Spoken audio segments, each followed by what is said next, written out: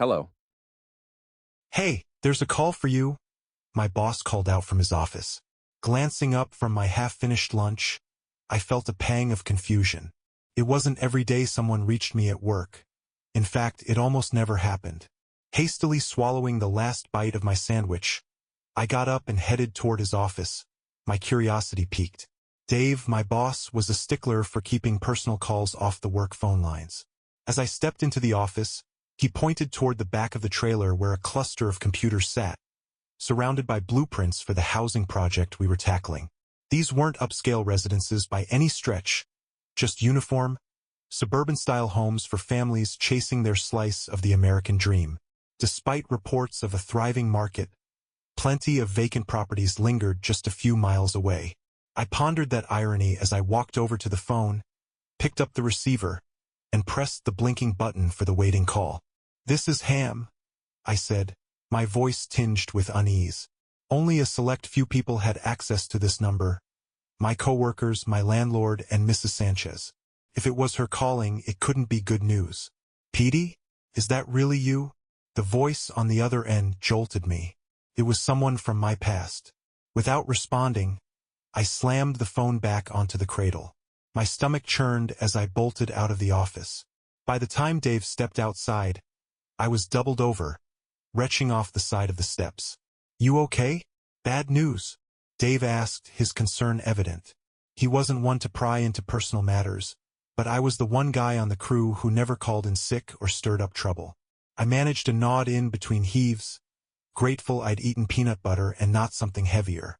Lighting a cigarette, Dave waited until I was done, his gaze steady and patient. "Who was it?" he asked after a moment. "My brother," I spat, trying to rid my mouth of the bitter taste. "Someone die." His voice was cautious, as though he was bracing for my answer. I shook my head. "Don't know. Don't care," I muttered, standing upright and pulling myself together. "You running from something, Ham?" Dave's tone grew firmer. "I run a clean crew. No judgment. But if you're on the run, I can't keep you here." "Nothing like that," I replied quickly, shaking my head again. "I just left Denver for good, cut all ties. Didn't want anything from that life, and no one wanted anything from me. I don't even know how Billy found me, but I don't care what he wants." Dave winced. "Sounds rough. Think he's gonna follow you here?" "I hope he gets the message," I said, my voice hardening. "I'm not interested in talking to him or anyone else from Denver." Dave took a long drag from his cigarette. "Families like that," he said quietly. "They'll hound you until they get what they want. And even then, they'll keep coming back for more. You've got two choices: you can keep running, or you can face whatever it is head on. Sounds like Denver wasn't great if you walked away from family. They're not always perfect, but sometimes they're all we've got." "Not my family," I said bitterly. "The only thing I can count on them for is screwing me over." "So why they calling now?" Dave asked, his curiosity evident. "Probably needs something," I muttered. "A kidney, bone marrow, or something else I don't care about." Dave flicked his cigarette into a nearby bucket. "So what's the plan? You gonna run or stand your ground? You're a solid worker, Ham. I'd hate to lose you, but you can get a job anywhere. On the other hand, you've built a life here, friends, stability, seniority. If you leave, you'll have to start from scratch. Think about it." "I will," I promised.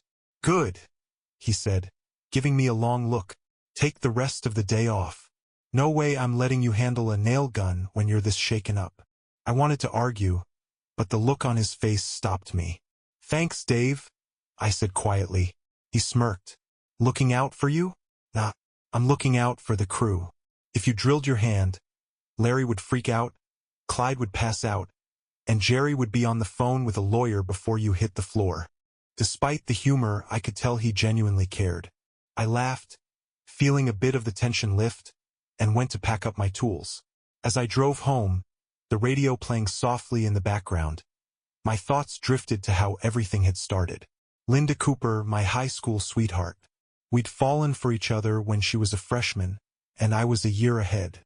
We were inseparable until college. I'd earned an academic scholarship to UCLA, Too far for weekend visits, but close enough to still hear hometown news, or so I'd thought. When I came home for Christmas, things felt off. I shrugged it off as everyone adjusting to me being away. But that strange feeling never fully disappeared.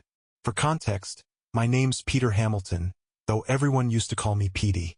After leaving Denver, I started going by Ham. At the time of this story, I was 24 with two brothers, Billy, the younger one who had ruined my lunch, and Mike, 2 years older than me. Together, we were Mikey, Petey, and Billy. During my college years, I'd looked forward to seeing Linda more than anything. Sure, I wasn't living like a monk, but I kept my partying in check. I never drank so much that I woke up with gaps in my memory. I never woke up next to a stranger during my college years. In fact, I became somewhat of a campus joke for never hooking up. But I didn't care.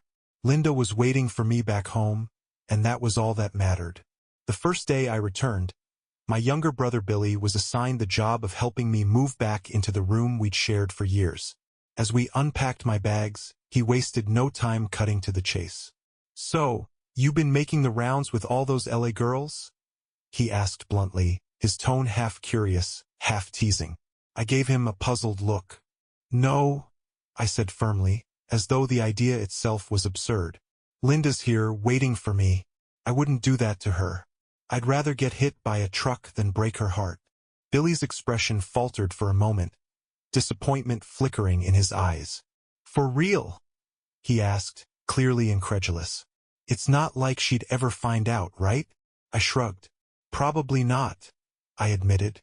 "But I'd know, and I'd hate myself for it. Linda deserves better than some jerk who cheats on her." A small smile tugged at my lips as I looked at him. "You'll get it someday," I added. "You'll meet someone who's worth more than all the meaningless hookups in the world, and you'll feel the same way." Billy didn't respond right away. I chalked up his reaction to him wanting to live vicariously through his older brother. Instead, we shifted the conversation to my time in LA college life, surfing, spotting celebrities, and other adventures. We kept chatting until it was time for dinner. Dad worked as a foreman in construction, and my older brother Mike worked alongside him. During the summers, we all pitched in on the job, but Mike had gone full-time. He had his own apartment by now, but still came home for family dinners, where there was always a seat reserved for him. That evening, Mike seemed warmer toward me than before I'd left for college. It was just one of the many subtle changes I noticed. Mom kept giving me worried looks, although she smiled whenever our eyes met. None of it really sank in. I figured she was just concerned I wasn't eating enough, something she frequently mentioned, especially since I'd lost weight after the infamous freshman 15. "How's school treating you?" Mike asked as he shook my hand before dinner. "It's been good," I replied with a grin, genuinely happy to be back. I tried calling Linda to see if she'd join us for dinner, but I couldn't get through to her. Mike raised an eyebrow. "What's been keeping you busy out there?" he asked with interest. "Oh, I said with a laugh. Billy was hoping for wild stories about me hooking up with girls, but I guess he'll just have to be disappointed. Mike smirked at Billy, who shrugged without a word. "Have you spoken to Linda?" Mom asked cautiously. "Not yet," I admitted. "She knew I was coming home today, so I'm hoping she'll stop by later." Mom nodded and the conversation moved on. I talked about my new friends, classes, and the fun I'd been having in LA, while Dad and Mike discussed work. Billy, as usual, made jokes about how he still hadn't managed to get expelled from school, though he assured us he was working on it. The week passed in a blur. Linda and I finally got together, but something felt off. She wasn't used to me being around again, and the time we spent together felt strained. After a few days, her parents announced they were taking her to spend Christmas with her grandparents in Kansas City. That meant I wouldn't see her again until just before New Year's. We exchanged Christmas gifts before she left, both of us visibly upset but resigned to the situation. After placing her gift under the tree at home, I retreated to my room, deflated. I had been looking forward to spending quality time with Linda, and now her parents had thrown a wrench into my plans. The disappointment was hard to shake, and I spent the rest of the day buried in books for next semester, trying not to stew over her absence. Later that afternoon, Mom came into my room. "Did you talk to Linda?" she asked gently. I nodded but sighed heavily. "I don't want to talk about it right now," I said. "Sometimes things work out for the best, Petey," she offered. "It's not the end of the world." "I know," I replied quietly. "It just sucks. I've been waiting months to see her, and now her parents decide to take her out of town." Mom blinked at that, looking slightly surprised. "Oh," she said softly. "I thought maybe you two had a fight since you've been keeping to yourself." I shook my head. "No, nothing like that. I was just really looking forward to spending time with her, and now I'll barely get a couple of days before I have to head back." She nodded sympathetically, patting my shoulder before leaving to prepare dinner. She asked if I'd run to the store for a few things, and I agreed. By the time I got back, the house was unusually tense. Everyone was tiptoeing around me, treating me as if I might break. By Christmas Eve, things started to feel more normal. Billy spent the evening with his girlfriend's family, and I was genuinely happy for him. I hoped he'd find the same kind of connection I had with Linda. He mentioned that she wasn't quite ready to meet our family yet, but assured me it would happen soon. Christmas came and went, and New Year's arrived with a call from Linda. She told me her parents wanted to stay a few extra days in Kansas City, despite her efforts to convince them otherwise. Hearing that only deepened my disappointment, and I found myself sitting alone at home, feeling more isolated than ever.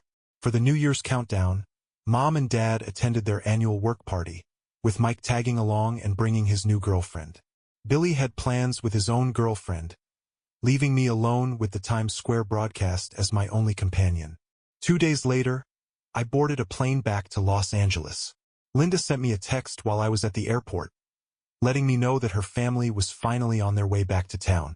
She asked for my flight time, and when I told her, she replied that they'd be arriving about an hour after I took off. She promised we'd make up for it during spring break. Back at school, I threw myself into my studies, determined to make the time pass as quickly as possible. I was pursuing a 4-year engineering degree but taking on extra coursework in the hopes of finishing in 3 years. Linda was attending college locally, and I was eager to graduate and return to Denver so we could finally begin our life together. Looking back, I can't believe how naive I was. When spring break came, my workload was too overwhelming to go home for the week. Everyone understood, especially Mom, who seemed proud of my dedication. She often reminded me how different I was from Mike, who had flunked out of college almost immediately and gone to work with Dad. My efforts gave her a sense of hope, knowing I was taking a different path. I couldn't wait for the end of the term. I was anxious to see my grades and maintain my scholarship, but more than anything, I was excited to get back to Denver for Linda's prom. She'd assured me that she had everything under control and that all I had to do was show up. The day I arrived home, Mike picked me up from the airport instead of Mom or Billy. I was surprised but happy to see him. Over the years, the dynamic between us had shifted, and I no longer felt like the pesky little brother. As we drove, Mike hesitated before speaking. "Hey, if things at Mom and Dad's place get tense, you can always crash at my apartment for a few days.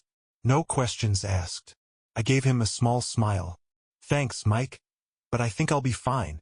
I haven't been home since Christmas, so it'll take a while for things to get stale." He nodded but insisted, "Seriously, the offer's there if you need it." "I appreciate it," I replied lightly as he dropped me off. Mom greeted me with her usual enthusiasm, fussing over me as if I hadn't eaten in weeks.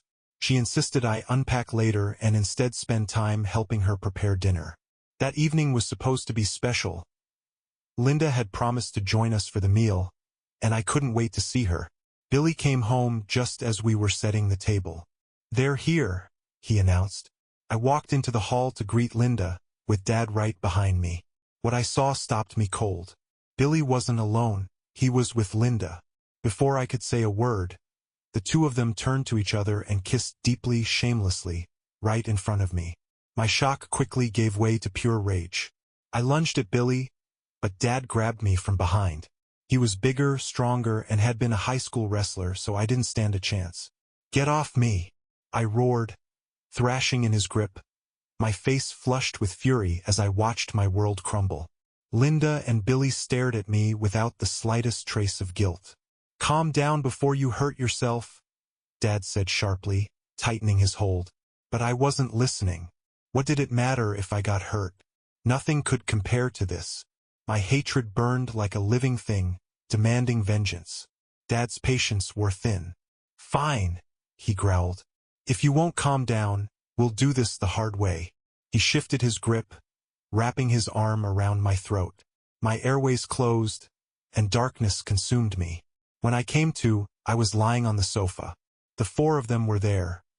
Linda and Billy on the love seat, with Dad leaning against the doorway, ready to intervene if I made another move. Dad spoke first, his voice measured.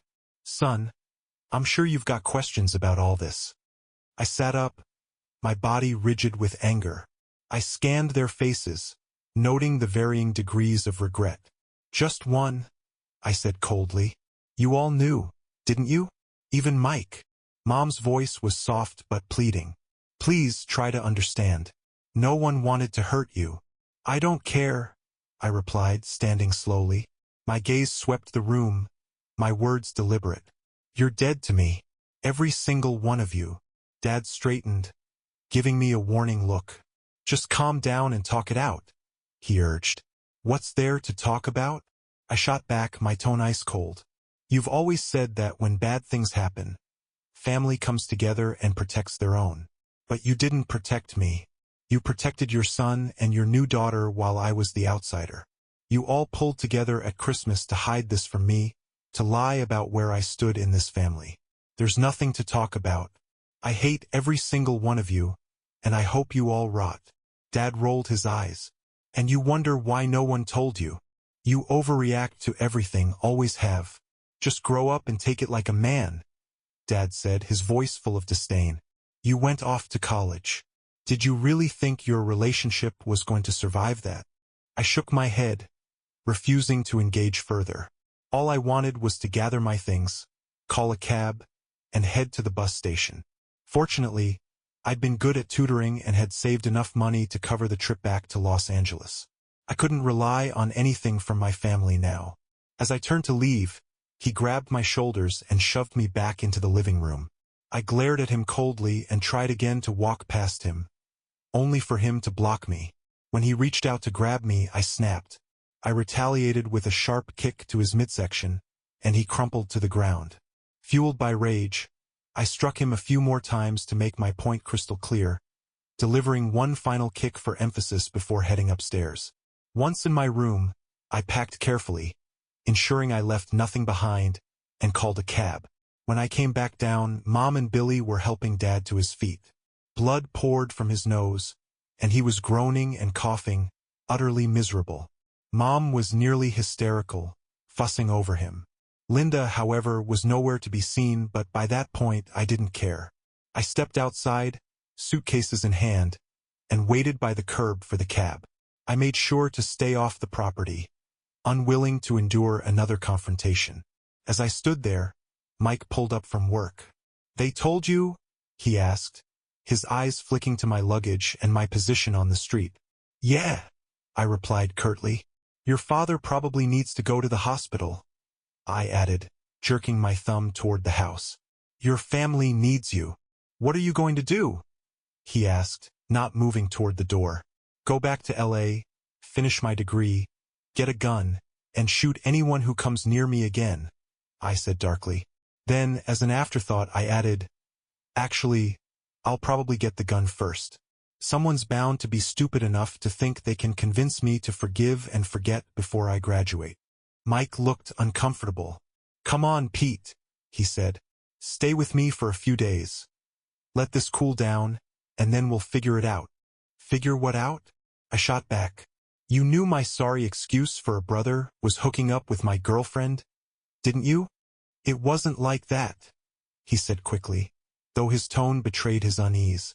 "It was rough on both of them, keeping you in the dark." I let out a bitter laugh. "Oh, I'm sure it was," I said, my voice dripping with sarcasm. "It must have been so hard for Billy, watching her pretend to be my girlfriend. I bet he thought she was cheating on him." My glare was ice cold. "What kind of brother does that, Mike?" What kind of family stands by and lets it happen? Mike sighed, clearly torn. Look, you're not going to calm down anytime soon, and I get that. But don't leave it like this. Stay with me for the summer. Work, save some cash, and head back to LA with a plan.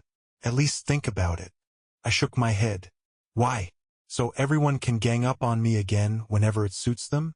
No thanks. It won't be like that, he promised. I won't tell Mom or Dad where you are, and I'll help you find a job. You can stay out of sight until it's time to go back to school. I was torn.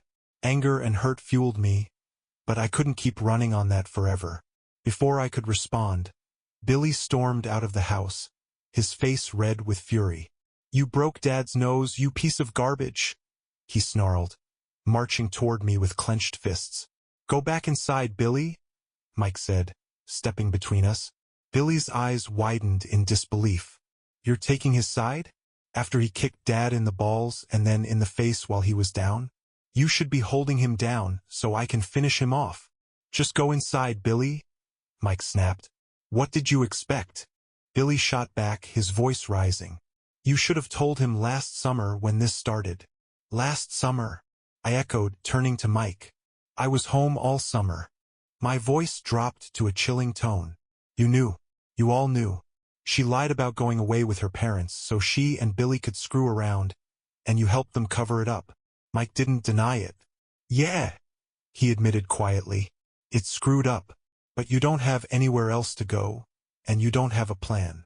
Don't need one, I said coldly. Your mother got her wish. She wanted a daughter, and now she has one. Hope she's proud. My gaze shifted to Billy.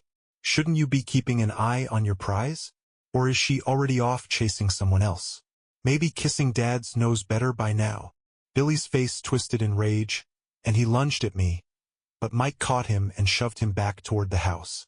For once in your life, shut your mouth and go inside, Mike barked. You could at least pretend you feel guilty about stealing your brother's girl.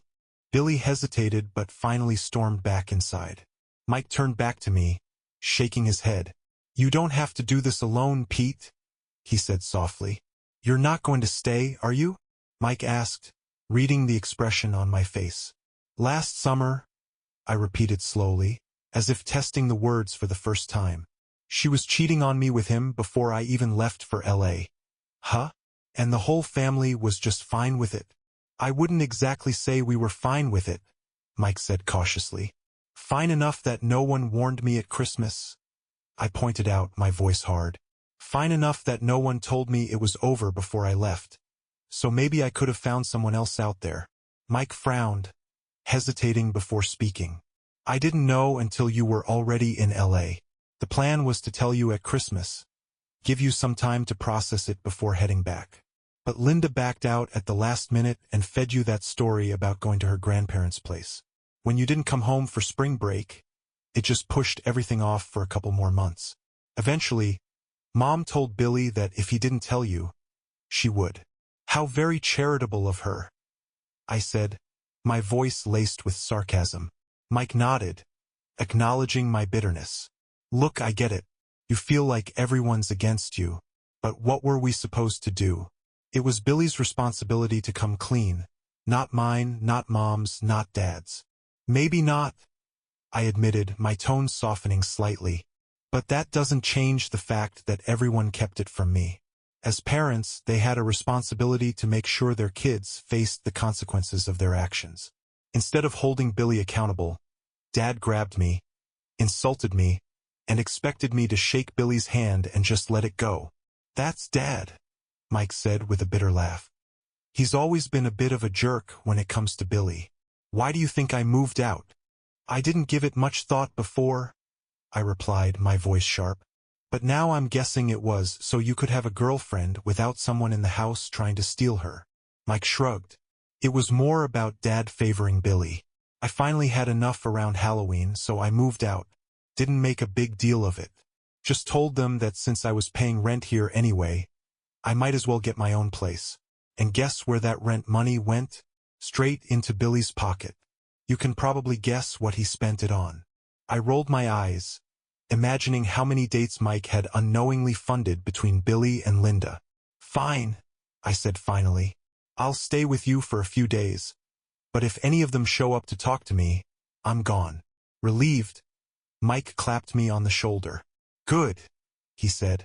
He grabbed one of my suitcases and we loaded everything into his car. I canceled the cab and rode with him to his apartment. Mike's place was small but decent. There was a second bedroom already made up with fresh sheets and a pillow. You were expecting me? I asked, raising an eyebrow. He gave a sheepish nod. I had a feeling today wouldn't go well, he admitted. Between you and me, I think Billy's a miserable little idiot for what he did. He's still got a year of high school left, but I'm hoping when he graduates, they'll toss him into the real world, and he'll finally figure out how to be an adult. He won't, I predicted bluntly. He'll end up working with Dad, living at home and never buying groceries or paying bills. They'll let him stay there until they die and leave him the house. Yeah, Mike conceded. That's probably how it'll go, which is why I'm thinking about going back to school and finding a better job, so I don't have to deal with him once he starts working. I settled in and began unpacking. A short while later, Mike came to me after finishing a phone call. We need to take pictures of your neck, he said. Why? I asked, puzzled. Mom says Dad's furious and talking about pressing charges for what you did to his nose. She's trying to calm him down, but he's ranting about teaching you a lesson. I rolled my eyes, but I let Mike take pictures. Sure enough, there was some swelling around my neck from where Dad had grabbed me. I told him there'd probably be bruises the next day. Mike sent the photos to my phone, and while he was on another call later, I copied them to my laptop as a backup. Over the next few days, the tension subsided. There was an understanding that if Dad tried to press charges, I'd counter with my own complaint about the assault. That stalemate kept things from escalating further. I still refused to speak to any of them, but Mike passed messages along as needed. Mike also helped me get a job as a dishwasher at a restaurant owned by a friend of his. It wasn't glamorous work. The hours were long, the tasks were grueling, and the pay was barely enough. But it kept me occupied and far enough from the rest of my family that I didn't have to worry about running into them. I saved most of what I earned, only spending on rent and groceries. Occasionally, Mike brought home care packages for Mom, but I refused to touch anything that came from her kitchen, the same kitchen that fed Billy. Once that message got back to them, the care packages stopped entirely. I didn't ask about them, and I didn't have much of a social life for Mike to report on, so the arrangement worked. I met Mike's girlfriend a few times. She seemed nice, but I was too bitter to spend much time around them, choosing instead to retreat to my room with a book or earbuds. By late July, I had settled into a routine. I was planning to take summer courses the following year to fast-track my degree and avoid a fourth year in school. That's when the unexpected visit happened. I had just finished my shift at the restaurant and was unlocking my cheap bike when a voice startled me. "Petey, can I talk to you?" I turned to see my mother standing there, waiting for me. The bike lock was halfway raised, ready to defend myself, before I realized who it was. My grip tightened instinctively. "What are you doing here?" I asked cautiously, my voice flat. "I came to see how you're doing," she said tentatively. "Go home, Mrs. Hamilton," I replied coldly, deliberately refusing to call her Mom. "Just talk to me, sweetie," she pleaded, her voice trembling. "About what?" I sneered, finishing up with the bike lock and preparing to leave. "I'm worried about you," she admitted softly. "Really?" I asked, the sarcasm dripping from my tone. "Yes, really?" she snapped, her voice cracking as her frustration grew. "You're hurt and angry, and you don't understand." "You're right," I said, my voice hardening. "I don't understand. I don't understand how you and Dad could stand by while Billy stabbed me in the back. How you did nothing to stop him, nothing to hold him accountable, and not even a word of warning to me. You took sides, and you sided with the son who did wrong. That's what I don't understand." She opened her mouth to respond, but I didn't stop. "He took the woman I loved, and you let him. You didn't just lose my trust, you took away my parents. That left me with Mike, the only person I trust now. And guess what? He's the only one who could have told you where I'm working." "Mike's worried too," she said quickly, her tone almost pleading. He sees you getting more bitter, more withdrawn. He doesn't know what to do. You work and sleep. That's it. Because that's all I have left. I shot back. You have a family that loves you, she said gently, trying to remind me of something I no longer believed. That's touching, I said dryly. Does Dad still think I'm weak? Or is he finally convinced I've toughened up? I'm not here on his behalf, she insisted, trying to steer the conversation away from dangerous ground. I'm here because I don't want you to leave thinking there's nothing here for you to come back to. I stared at her blankly. I'm not coming back, I said firmly. I'll finish my degree, find work in LA or somewhere else, and leave Denver behind for good. Screw making up with the family. Screw your fantasy of us all sitting together for Thanksgiving while Billy and his happy little girlfriend play house and Dad carves the turkey. No thanks. You and Billy are brothers, she said, her voice firm despite the anger in her eyes. Someday, I have faith you'll remember that and find it in your heart to forgive him. I shook my head. Not anymore. They were screwing around behind my back before I even left for college.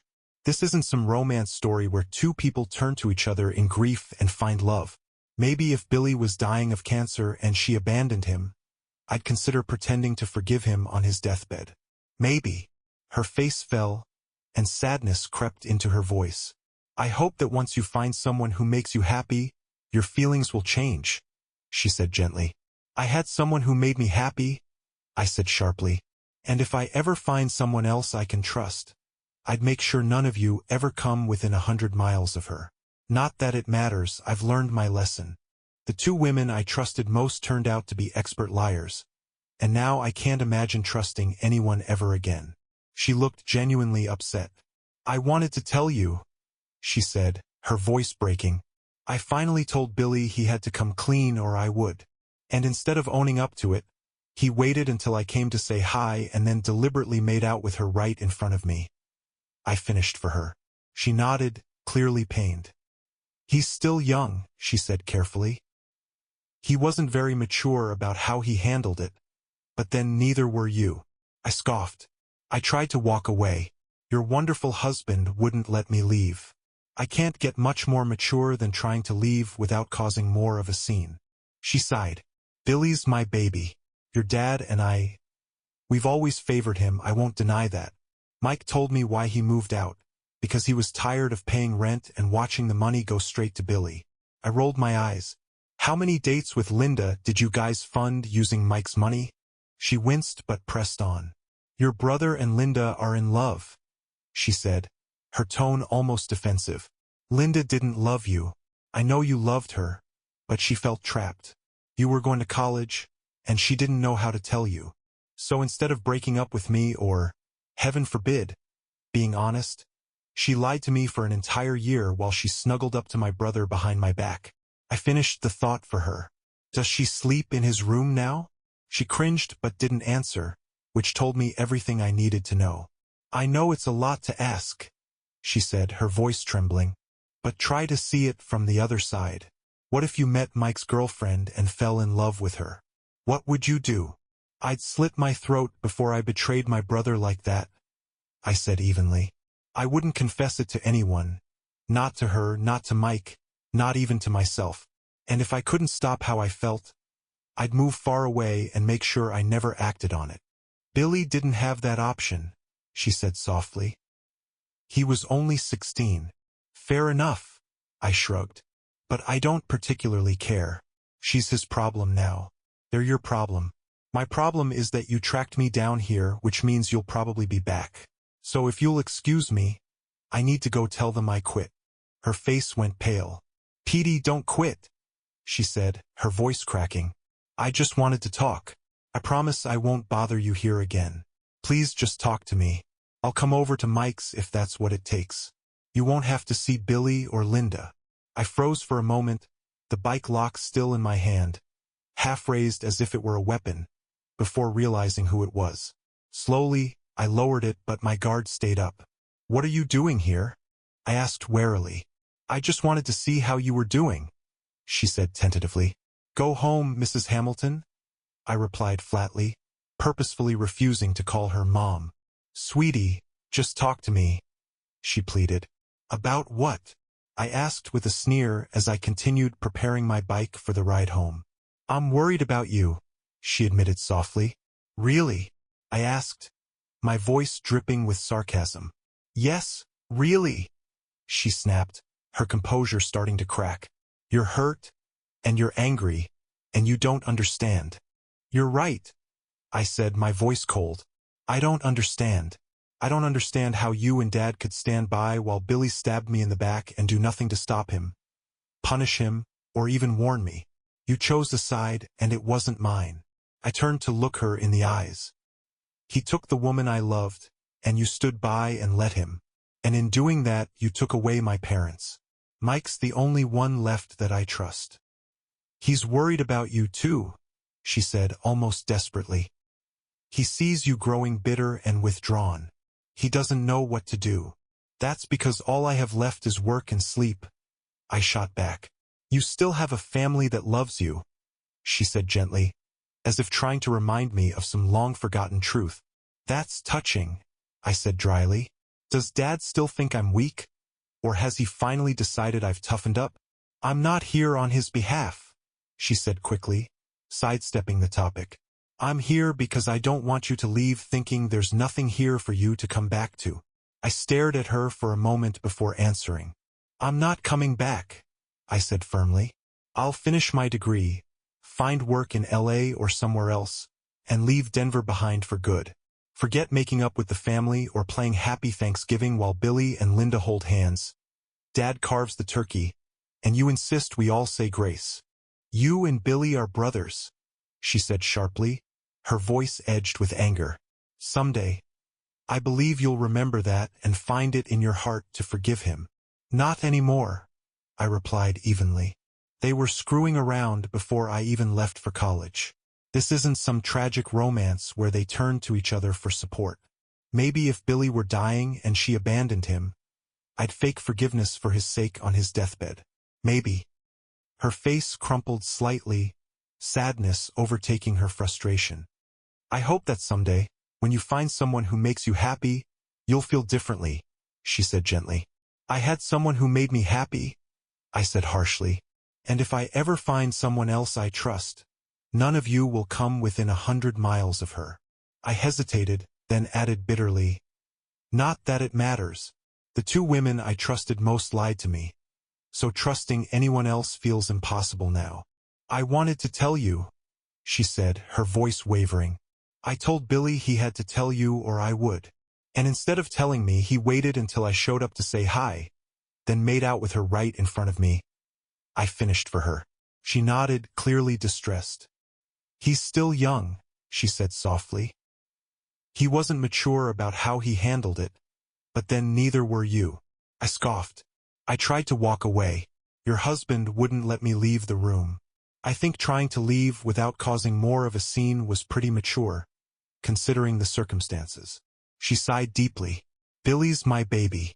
Your dad and we've always favored him, I won't deny that. Mike moved out because he couldn't stand paying rent only to see the money go straight into Billy's pocket.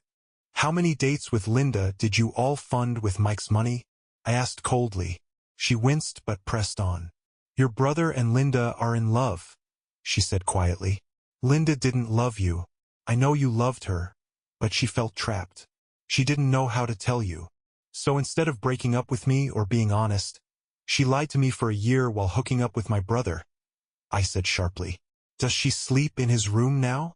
Her silence was answer enough. I know it's a lot to ask, she said hesitantly, but try to see it from the other side. What if you fell in love with Mike's girlfriend? What would you do? I'd slit my throat before I betrayed my brother like that, I said evenly. If I couldn't deny those feelings, I'd move far away and make sure I never acted on them. Billy didn't have that option, she said softly. He was only 16. Fair enough, I replied with a shrug. But I don't care. She's his problem now and they're yours. My only problem is that you tracked me down, which means you'll probably be back. If you'll excuse me, I need to go tell my boss I quit. Her face fell. Petey, don't quit, she said quickly. I just wanted to talk. I promise I won't bother you here again. Please just talk to me.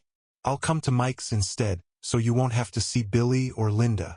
I didn't answer. I propped my bike against the wall and went back inside to let them know I'd be leaving the job. They asked if I could stay through the week, and since I was already scheduled, I agreed. When I came back out, she looked at me the way she used to when I got hurt on the playground as a kid. "You don't believe me," she said, her voice devastated.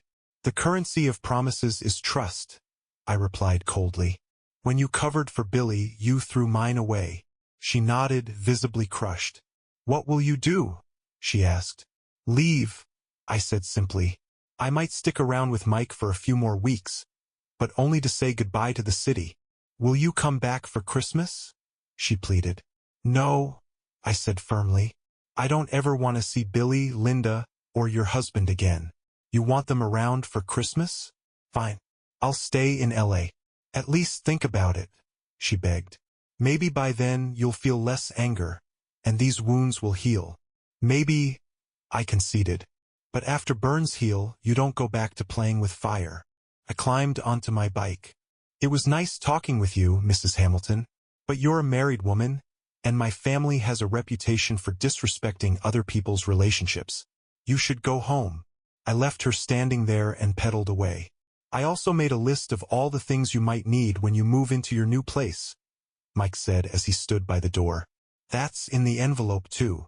"Thanks, Mike," I said, touched by how much effort he was putting into helping me. "Don't thank me too much," he replied with a smirk. "I'm going to send Mom and Dad a bill for at least part of it." I chuckled. "Send them a bill for double," I joked. He shrugged. "Most of it is just the rent money you've been paying me," he admitted. "You've never caused me any trouble, and you help out around the house. Honestly, I felt guilty taking your money. I'm glad you talked me into staying," I told him sincerely. "If I ever came back to Denver, it'd only be to see you, not them." "I know," he said with a small, bittersweet smile. "You're never going to forgive them, are you?" I shrugged. "Linda and Billy? Never. Mom and Dad? I don't know. They sided with Billy when they should have held him accountable. They screwed me over and put you in the middle of it, all to protect their golden child." Mike nodded thoughtfully. "Maybe give it some time and try talking to Mom when you're not so pissed off," he suggested.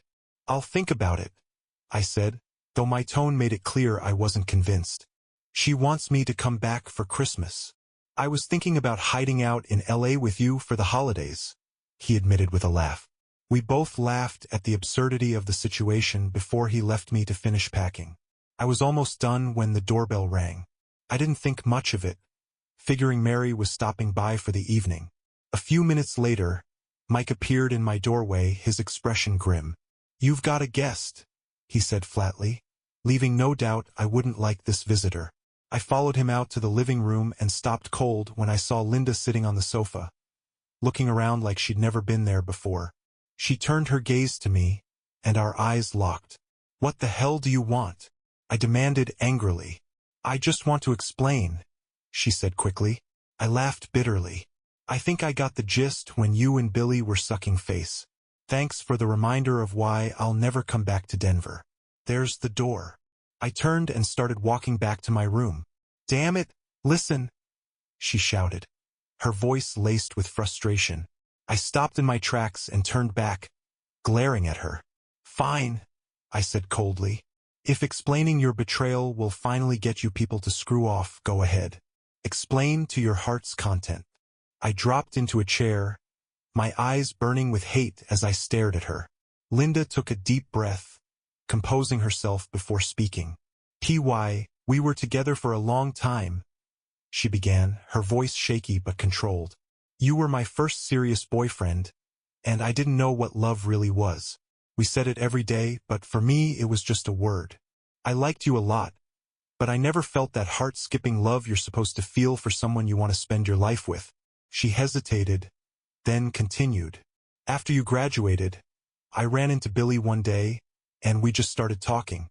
It was different, more comfortable, more fulfilling than our conversations. I didn't plan for it to happen, but I can't call it a mistake either. I love Billy. I only liked you." I stared at her for a moment, my expression cold and unchanging. "Is that it?" I asked flatly. "What did you expect?" She snapped, suddenly defensive. "I don't know," I admitted. "Maybe that I'd done something to make you hate me. The way you treated me wasn't how you treat someone unless there's hate. You kept me on a string for a year, knowing I was faithful, while you let me believe you were faithful too. You turned my parents against me, made them cover for you, and wrecked my life. I'll never set foot in the house I grew up in again. Never." I leaned forward, my voice low but full of venom. "I'll never forgive Billy. He was my brother, and you drove a stake through the heart of that relationship. When Mike gets married, I won't be able to go to his wedding because all of you will be there. If someone did that to you, would you believe for a second that they even liked you? Let alone loved you?" I shook my head in disbelief. "So yeah, I expected more. Maybe I got drunk and said something awful, or someone told you I cheated, or I drowned puppies in my spare time. Something that would at least match the way you screwed my life over. But no, all you've given me is an excuse from a spoiled brat that I wish I'd never talked to." Linda flinched at my words, but I wasn't finished. "I think you should go, Linda. Somehow, your explanation just made me hate you even more. It's probably for the best that I'm not coming back. I sincerely hope Billy cheats on you, beats you, and brings home some disease from one of his other women and gives it to you. I'd never hit a woman, but then again, I'd never steal my brother's girlfriend. Maybe those two principles go hand in hand. Maybe he'll turn you into a broken shell of a woman." Her face paled, horrified by what I'd said. Mike, who had been lingering in the background, finally stepped in. "I tried to tell you this was a bad idea," he said quietly, shaking his head. Mike leaned against the kitchen entryway, calmly stirring a cup of tea as he watched the scene unfold. He didn't look surprised by her explanation or my reaction. "You might as well give him the rest of it," he said flatly, nodding toward Linda. Linda hesitated, her face pale and her eyes glistening with unshed tears. Slowly, she slid a check across the coffee table toward me. I glanced down and immediately recognized my mother's handwriting on it. "What's this for?" I asked sharply. "She said it's to help you in LA this year," Linda replied faintly. "I don't want it," I said coldly, pushing the check back toward her. "Take the money," Mike interjected, his tone firm. "You need it, and if you don't take it, she'll only spend it on Billy. Taking her money feels like letting her tie a string to me," I told him, glaring at the check. "Then cut the string," he said simply. "I'll tell her you didn't want to take it because you thought it came with a hook. You don't have to talk to her or explain yourself. Just cash it and use it to keep your bills paid. Look at it this way, they owe you at least this much."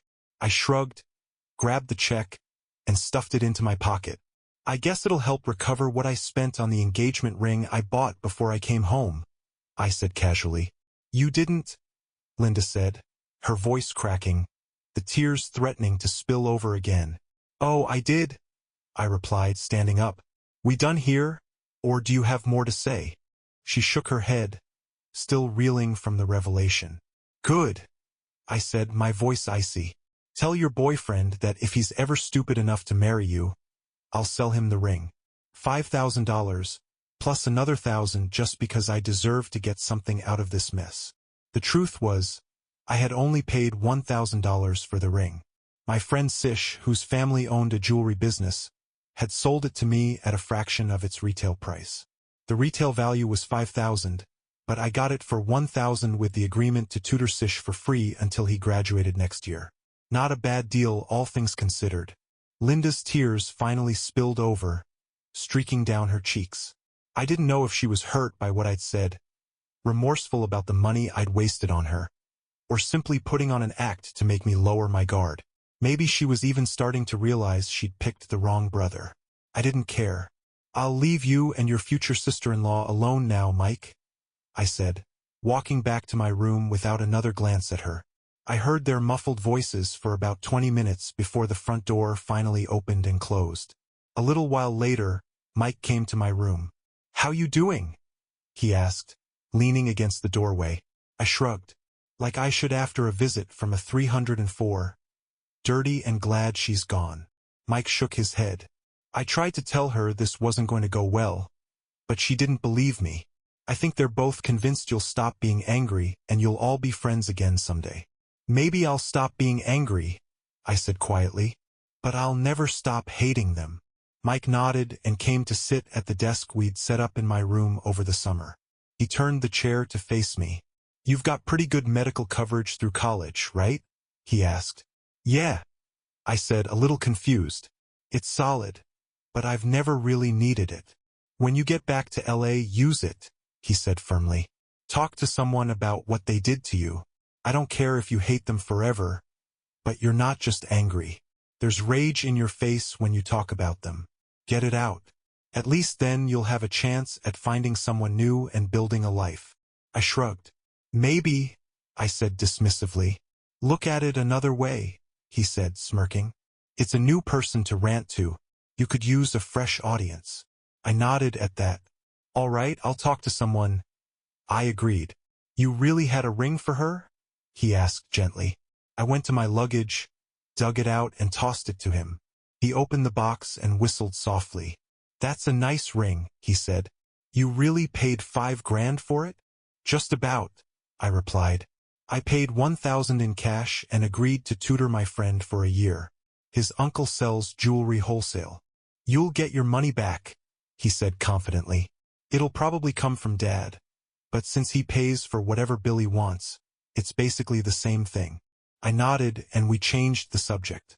Mike took a picture of the ring, saying he wanted to show it to Mary, and then I put it away. We both turned in early since I had to get to the airport in the morning. At the airport, Mike gave me a long hug. If you ever need anything, he said, money, advice, whatever, just call me. I'm here for you. Thanks, Mike, I said, my voice catching slightly. Saying goodbye was harder than I expected. Mike had become my entire family this summer, and leaving him behind felt like losing the last piece of stability I had. Thanks for everything. I'll come back to see you next summer if you want. He hugged me again, both of us a little teary-eyed. Anytime, little brother, he said seriously. Christmas, spring break, summer. Just let me know. I nodded, trying to keep my emotions in check, and went through security. Once I got back to LA, I kept my word and started seeing a counselor. They helped me work through the worst of my rage and some of my lingering anger. But my hatred, that stayed. The counselor warned me I might regret shutting out my family later in life, but I never listened. I spent Christmas in Los Angeles, celebrating quietly with a phone call to Mike before he headed over to the house for turkey and all the trimmings. I figured it'd be a bit more crowded this year since Mary had moved in with him after I left. Mike chuckled over the phone and said, You got me used to sharing the place, and it felt too empty once you were gone. I finished out the academic year and decided to keep my apartment. Before heading back to Denver for the summer, I left Mike's contact information with my landlord and boarded the plane, unsure of what awaited me. Mary surprised me at the airport. Mike didn't think you'd want the family to know you were coming, she explained. If he'd taken the day off to pick you up, your father would have found out, and he didn't want you dealing with a welcoming committee. I would have thought my Christmas presents already told them where they stood, I said dryly. I'd sent a particularly nasty set of gifts home that Christmas. For my father, an ice pack with a note that read, This should help with the swelling. For my mother, a giant vibrator with a message explaining I was replacing the one I damaged. Billy received a pamphlet on paternity tests, and Linda got a morning after pill. Mary burst out laughing. Yeah, that was memorable. I promise I'll stay on your good side. I don't want you mad at me. We loaded my luggage into her car and chatted more comfortably on the drive. Mike said Tony's interested in having you back at the restaurant this summer if you're up for it, she told me. He said you can stop by any time, and he'll put you to work right away. Thanks, I said. I'll probably head down there in a few days. I'll need to get a bike for the summer to get around. Mike kept your old one, she said. He got it ready for you last week. Perfect, I said. That makes things easier. So, how was Christmas with the family? I asked, curious. It was good, she said cautiously. If I didn't know the background or about you, It would have looked like a picture-perfect American holiday. Norman Rockwell couldn't have done better. I think they tried to make it extra festive to distract themselves from you not being there. Your mom even included you in her prayer when she said grace. That must have been before the gifts, I replied with a smirk. Mary laughed. Nope, after. Everyone else looked ready to kill you, but I think your mom secretly appreciated her gift. Maybe she appreciates it regularly. Next year, I'll dip it in Tabasco sauce before I wrap it, I joked, making her laugh even harder. Honestly, I can't wait to see what you do to them next year, she said. It was hilarious watching them open your gifts. At first, they thought it meant you'd forgiven them. Your dad even thought the ice pack was an apology for the kick. Then the rest of the gifts came out and he started getting pissed. Your mom, though, uses the ice pack.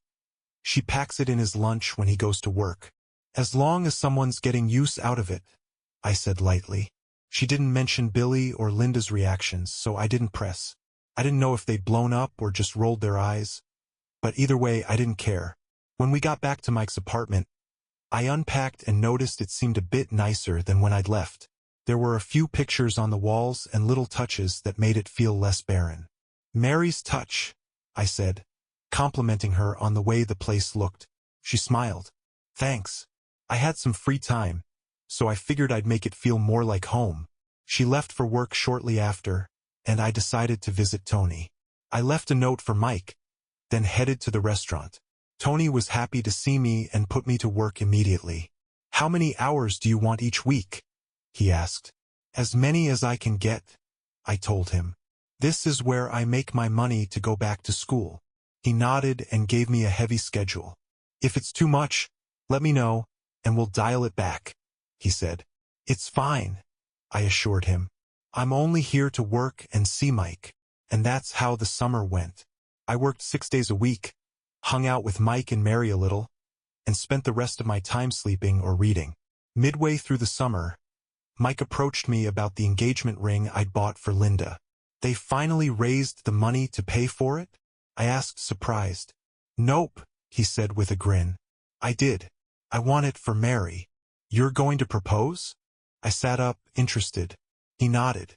Friday night. Dinner and dancing. I'm nervous as hell. Relax, I told him. She loves you. Besides, if she says no, you can threaten her with a Christmas present. He laughed. She still teases me about that. I handed him the ring. No charge, I said. No deal, he replied firmly, handing me an envelope. Mike, you're all the family I have left. If I can do this for you, let me. Don't make me hide the money in your luggage. He shook his head. Take it. You deserve it, and I want you to have it. He paused, then smirked. Besides, I might let it slip to Billy that I got the ring before he could. He's been scraping together every dime he can find. I heard he's up to $3,500 and hounding Dad for the rest. I laughed at that. Then maybe it's better if you tell him I gave it to you, I said with a grin. That way he won't be pissed off at you, I said, and Mike nodded in agreement. Take this too, he said, holding out the envelope again. It's a gift. If you don't take it, I'll be insulted. I hesitated for a moment, but eventually nodded, slipping the envelope into my luggage. Thanks, Mike, I said quietly. We hugged before I turned in for the night. A few days later, I learned that Mary had said yes to his proposal. When they told the parents, Billy apparently pitched a fit upon hearing that I donated the ring. That little detail made me smile, but what followed caught me off guard. A very enthusiastic kiss from my new sister-in-law. I didn't really give him the ring, I confessed with a guilty grin as she let me go. I just told him not to mention that he paid me for it. Still, she said with a warm smile. It was a nice thing to do. You must have been tempted to use it to piss them off. Oh, I'm sure they were plenty pissed when they found out the ring came from me. I laughed. Telling them Mike raised the money would have only made them mad at him. Life with Mike and Mary wasn't always smooth sailing. The apartment was small, and mornings meant crowded bathrooms and thin walls. Listening to their, activities through those walls wasn't easy for someone who hadn't been laid since high school. Felt like torture some days. To deal with it, I started taking later shifts at the restaurant, working from 2 p.m. to 2 a.m. That way, I avoided the morning chaos and got a bit more peace. Tony gave me a raise for taking over the night shifts, so 6 days a week, I was making money at an impressive rate.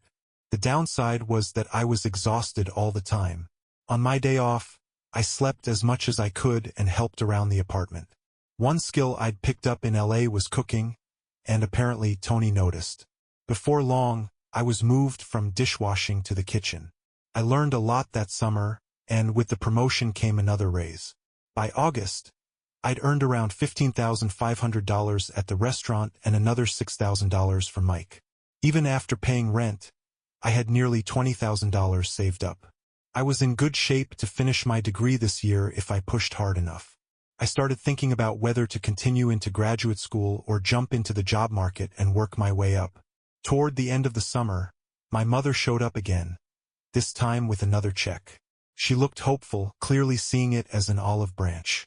"Please," she said, "let me back into your life." I took the check and shrugged. "Truthfully, I don't hate you," I told her. "Billy, though? I hate him. If he needed a kidney and I was a match, I'd set myself on fire to make sure he didn't get it. Linda, I hate her too.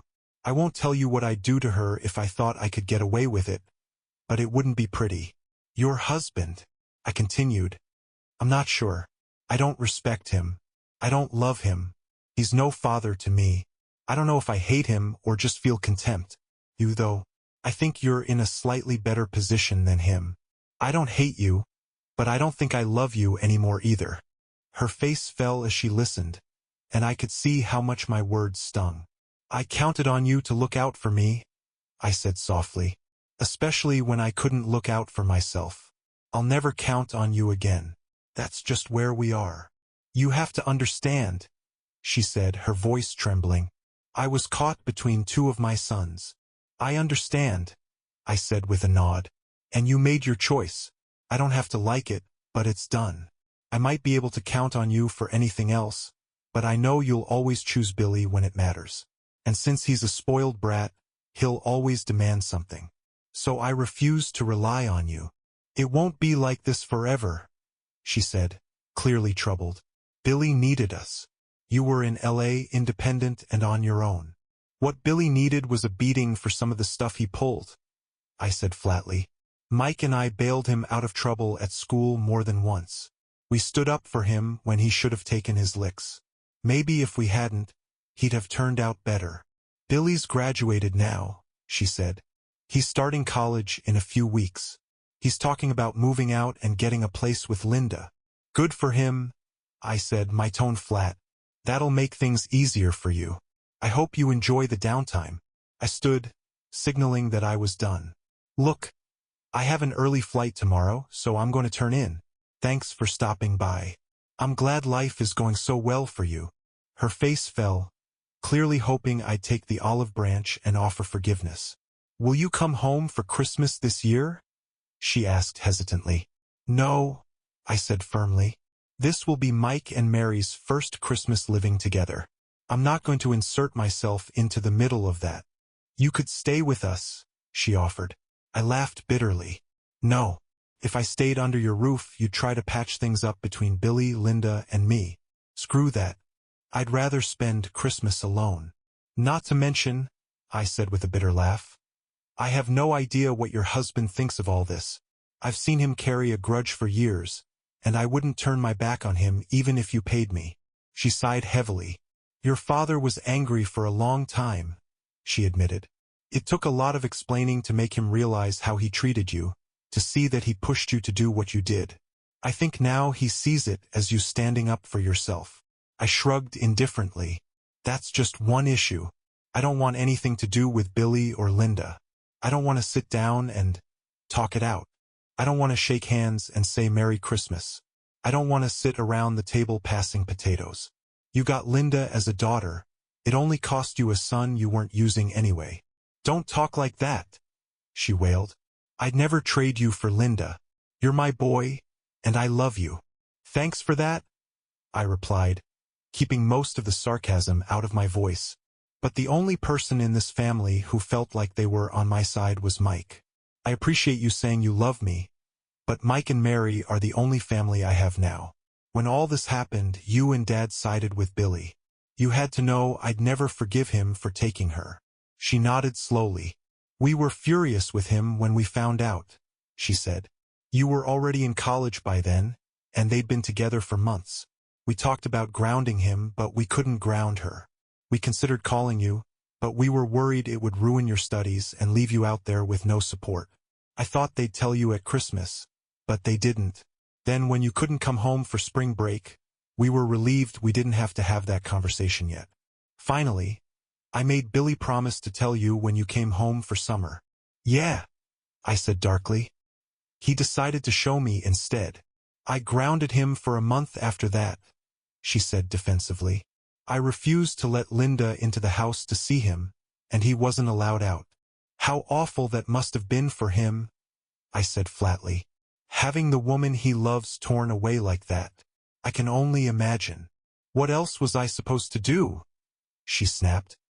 He's not exactly small enough to spank anymore. I yelled at him every day for a week and didn't speak to either of them for the rest of the summer. Does he even care? I asked suddenly. He ruined my life, destroyed the family, and did something so selfish and rotten that no sane person would ever trust him again. Does he feel bad about any of it? The question seemed to catch her off guard. She hesitated, struggling to find an answer. I don't know, she admitted finally. Sometimes, when your name comes up in conversation, he looks troubled. Other times, he just rolls his eyes and changes the subject. Then he probably cares about how it affects his life but couldn't care less about what it did to me, I said bitterly. I wouldn't count on this year's Christmas presents being any more loving than last year's. From what I hear of the 4 I sent, you seem to appreciate yours the most. Linda's probably got used at some point, and the ice pack is seeing regular use. Billy's gift, though? I'm guessing it wasn't appreciated as much. She didn't respond, choosing instead to change the subject. I tried to send you something last year, but it came back, she said. I don't live in the dorms anymore, I replied. Oh, she said, startled. Where do you live now? I have an apartment, I said casually but didn't elaborate. You don't want me to know where it is, do you? She asked perceptively. I shrugged. It's near the school. If you really want the address, I don't see a problem with it. It's a little far for any of you to drop in casually. I wrote down the address and handed it to her. My reasoning was simple. If they became a nuisance, I'd graduate soon and could move anywhere in the country. She left feeling that the visit had been a success, while I felt indifferent. Surprised you let her know where you live, Mike said after she left. If she abuses it, I'll move after graduation, I replied. Then I really did turn in for the night. Mike took me to the airport the next morning and handed me another envelope before I boarded. I've done pretty well this summer, I said, shaking my head. Put that toward the wedding or honeymoon. Just take it, he insisted, placing it in my hand with a smile. We had an affectionate goodbye. It was less emotional than the previous year, but that was understandable. We'd both grown more comfortable with our situation. The rest of the year went well. I called Mike at Christmas and got a card and check from my mom. She explained in the card that she didn't know what I could use or want, so she wanted me to get something nice for myself. I deposited the check like the others without much thought. When I spoke to Mike, I told him I was planning to graduate this year, but hadn't shared that with the rest of the family. I didn't want them at the ceremony, brimming with false pride as if they'd had anything to do with my success. For Christmas, I sent presents back home again, and this year was no different from the last. My father received an athletic supporter embroidered with baby on board. My mother got a card instead of a gift, where I wrote that I'd considered another sex toy but decided to meet her halfway and stop antagonizing her. Billy's gift was an assortment of penis-shaped chocolates, and Linda received a stud finder with a note suggesting that since her instincts had failed her, she might as well rely on technology. Mike kindly explained the device to her. As expected, I heard later that my mother appreciated her gift while everyone else was livid. I couldn't help but wonder what happened to Billy's chocolates. Life at school continued much the same. I tutored regularly, studied full-time, and partied less and less. By my final year, my social outings had dwindled to once a month, if that. On campus, I was well-liked.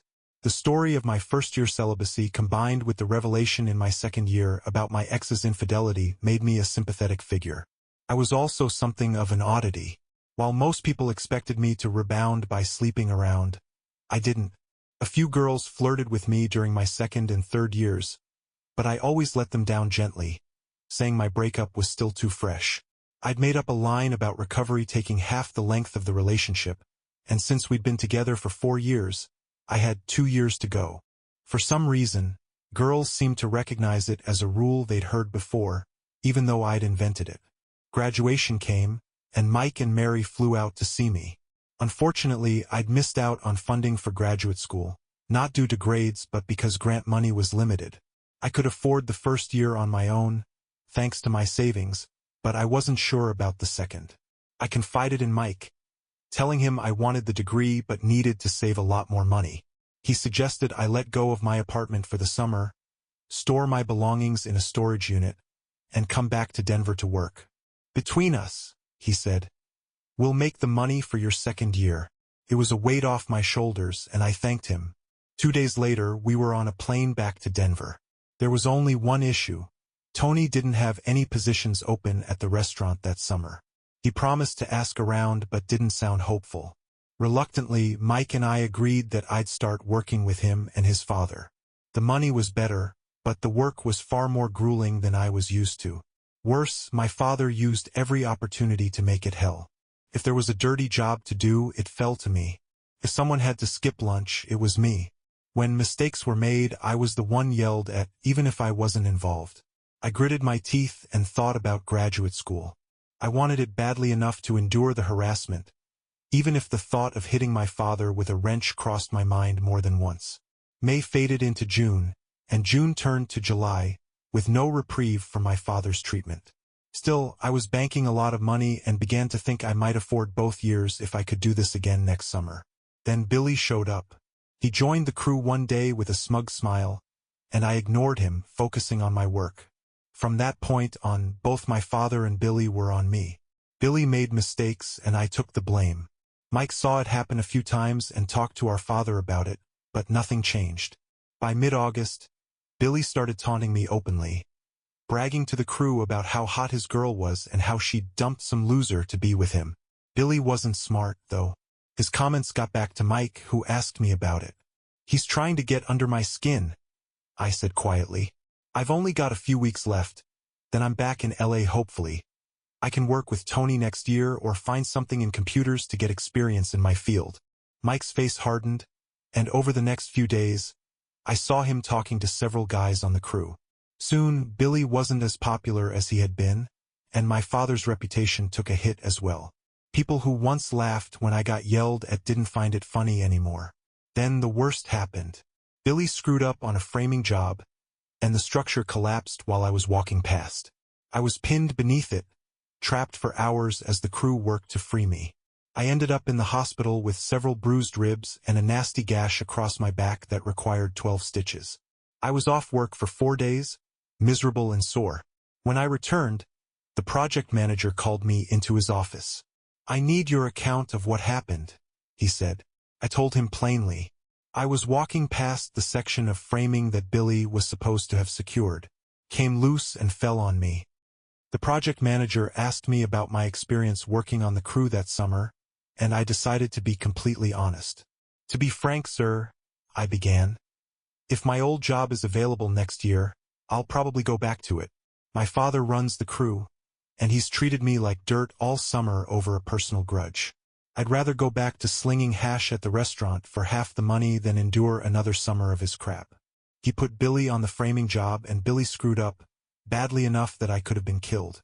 My father has yelled loudly and repeatedly that he doesn't trust me with a hammer, let alone nails. Well, I don't trust him to run a crew anymore. He's used his authority to push me around all summer and put my brother into positions he wasn't qualified for. How many other mistakes has Billy made that we haven't caught yet? The project manager listened intently, nodding occasionally. The next day, he fired Billy. "He'll never work for me again," he told me when we spoke later. "I've had 7 or 8 guys tell me that your old man's been extra hard on you this summer, and a couple have said they're not happy with him as foreman. If you do come back next year, I promise you won't answer to him at all." I nodded and shook his hand, grateful for the reassurance. For the rest of my time on the site, which was only a few days, I was given light tasks. Essentially, I was handed a broom and told to lean on it for 15 minutes out of every 20. Mike came to ask how the meeting had gone, and I filled him in. "Dad might lose the crew over this," he said thoughtfully. "I don't think they'd fire him outright, but he might end up working on the crew instead of running it." "I've heard some of the guys say they don't want to work for him after this," I replied. "If I can't avoid working under him, I'll go back to the restaurant instead." Mike nodded. I set everyone straight about who Billy stole his girlfriend from. That stopped a lot of the laughing. "A few of the guys have been in your shoes and having your brother do it to you? That's about as low as it gets in their book." We parted ways, and I spent my remaining time on the job sweeping up. It wasn't glamorous, but it kept the site clean and safe. A stray nail can go straight through a work boot, and none of us wanted to be limping around for weeks. When my final paycheck arrived, I packed my belongings and waited for the inevitable visit from the family to try making amends. This year, the visit never came. Mike told me the house was in chaos. Mom was furious with Dad and Billy. Apparently, they'd come home after my accident and acted like nothing had happened. Mom didn't even know about it until Mike went over the next evening to confront them. She was livid. "I told Dad he'd have to make significant efforts to repair the damage he'd caused," Mike said. "As for Billy, his reputation is trashed. He'd need to leave the state to find construction work again. He's still in college, but now he doesn't have a job to fall back on. Not with Dad's help." "Good," I said flatly. "There's nothing wrong with getting help from family. You've helped me find work the past 3 years, but I've always tried to make sure you didn't regret recommending me. Billy, though? He seemed like he was only there to get back at me for the Christmas presents I sent." Mike nodded in agreement. "So that year there were no visits, no checks, and no regrets on my part. My tuition was already paid, and I'd secured another unit in the same apartment complex.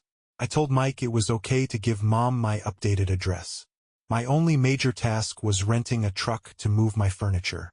Grad school was challenging. I worked at the computer center instead of tutoring, which paid less but gave me more time to study. I kept a few of my previous students for side tutoring gigs, but my focus was on getting top marks. For Christmas, I sent another round of thoughtful gifts. Billy received The Complete Idiot's Guide to Home Improvement, Dad got a book about effective management techniques, and Linda received a 1-year membership to Ashley Madison, a website for married people looking to cheat. For Mom, I sent a framed picture of me at graduation. It was a bit mean, as the message subtly reminded her that she hadn't been there, but it was also a way of telling the rest of them that I was doing fine without them. Mike later told me Mom loved the picture and cried, knowing I'd made it. He also had big news. He'd been promoted to foreman, and I'd be working under him next summer. "What about Dad?" I asked. "He saw the writing on the wall and took a job with a competitor," Mike explained. "He's still a foreman, but with the story of your accident making the rounds, he's going to have trouble getting Billy hired anywhere." I nodded, satisfied. The year was hard but productive. I managed to save as much money as possible and put my furniture back in storage at the end of the term. I even considered saving a bit more by taking the bus instead of flying, but in the end, the convenience of a flight won out. The difference in cost between flying and driving was smaller than what I'd spend on snacks and meals during the trip, so I flew back to Denver. That summer, working on Mike's crew was a world apart from my previous experience. It was a pleasure to show up each day, and Mike treated me like a valued member of the team. At home, I helped out around the house and cooked most of the evening meals for the 3 of us. Mary and I grew closer, and I came to see her as the sister I'd never had. Often, I'd eat alone because Mike and Mary would go to family dinners, but I didn't mind. I used the time to soak in the tub, easing my tired muscles while the house was quiet. One evening, Mike told me that Mom had asked about me.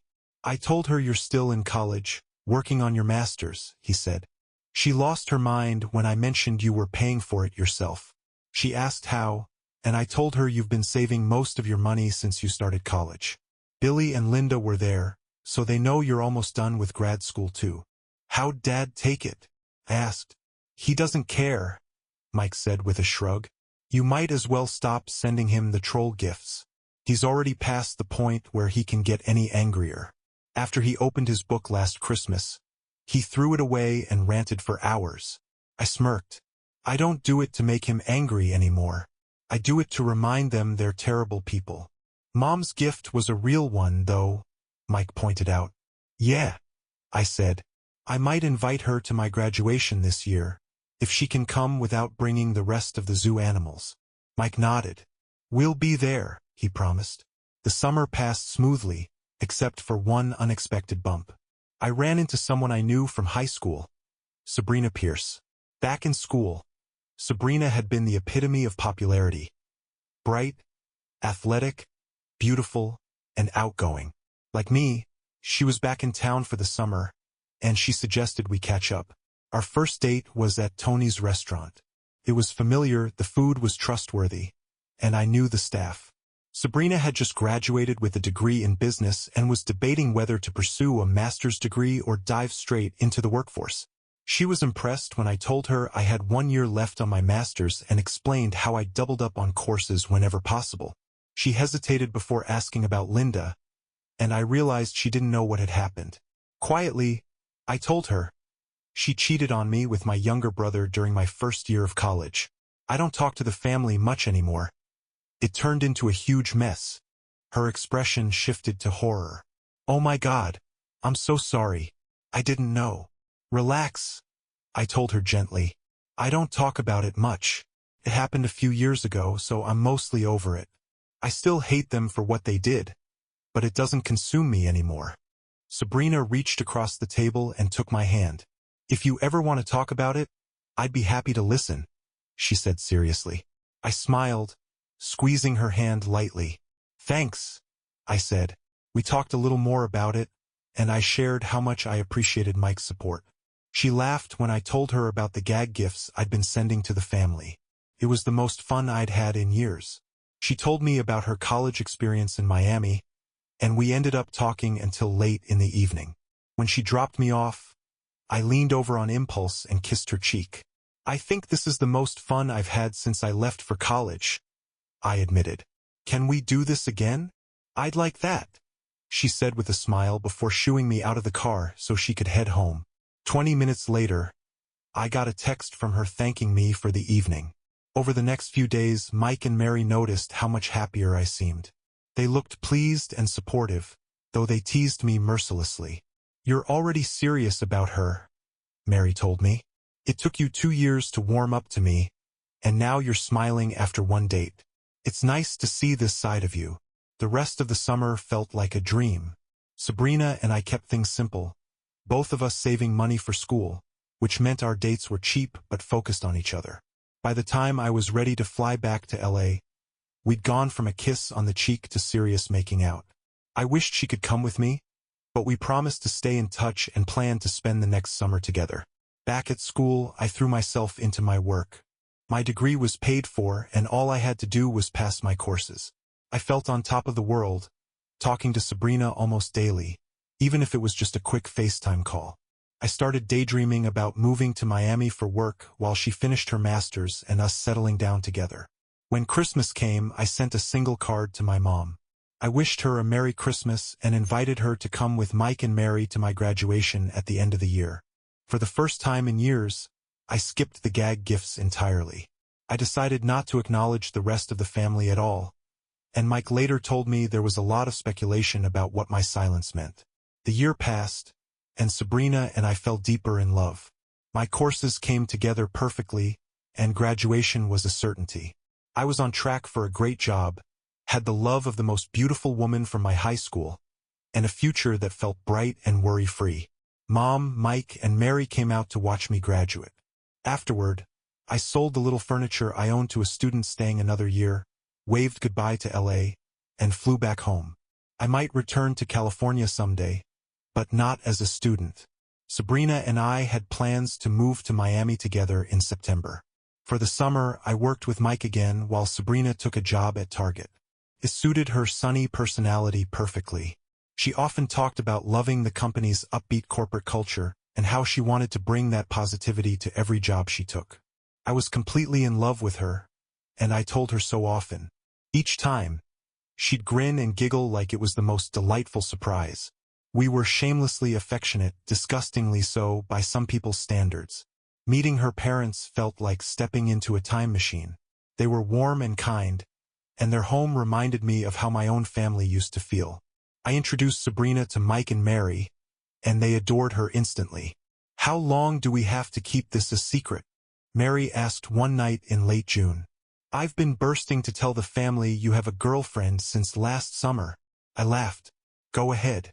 You can even tell them who it is." Billy and Linda both knew Sabrina from high school, and I figured their reactions would be priceless.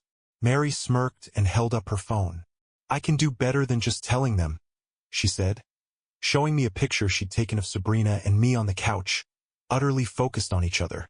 "That's perfect," I said, grinning. "Show them that." The next night, Mike and Mary headed to a family dinner where Billy and Linda would be present. I stayed home, taking my usual long soak in the tub while they dealt with the zoo animals. When they came back, they couldn't wait to share the reactions. "Mom was ecstatic," Mike said. "Dad grunted something about how she must be amazing, since she didn't look desperate enough to date you." Billy and Linda both recognized her, but couldn't place her until Mary told them her name. That shut them up real quick. We all chuckled at the thought of their shock. Life felt good. Mike and Mary were happy, Sabrina and I were in love, and the summer was shaping up to be the best of my life. But in mid-July, everything changed. Sabrina and I had gone out for dinner, followed by a long, passionate make-out session in her car. We both knew where the evening was headed. I'd even asked Mike if he was okay with her staying the night, and he'd been cool with it. Tonight was going to be special. I turned in my seat to look at her, marveling at how beautiful she was. The light turned green, and she started through the intersection. Then I saw it, the truck barreling through the red light. "No!" I screamed, reaching out to her, but it was too late. The impact slammed into her door, and everything lurched violently. The sound of crunching metal, shattering glass, and distant screams filled the air before I hit my head, and everything went black. I don't know how long I was unconscious. When I came to, I could hear sirens in the distance.